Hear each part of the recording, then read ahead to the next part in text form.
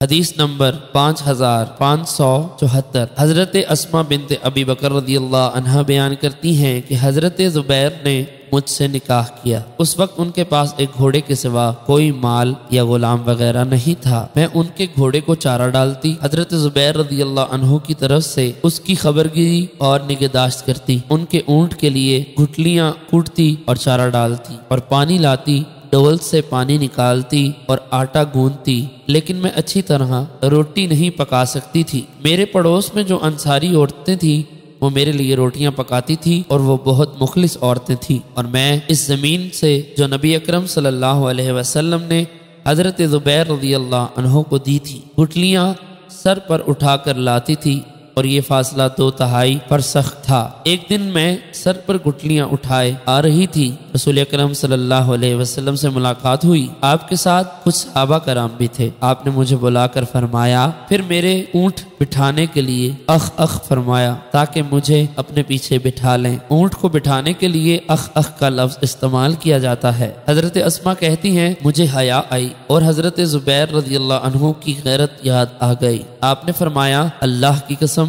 تمہارا سر پر گٹلیاں اٹھانا میرے ساتھ سوار ہونے سے زیادہ سخت ہے۔ حضرت اسما فرماتی ہیں اس واقعے کے بعد حضرت ابوبکر صدیق رضی اللہ عنہ نے ایک خادمہ بھیجی جو مجھے گھوڑے کے کام میں کفایت کرنے لگی، گویا اس خادمہ نے مجھے آزاد کر دیا۔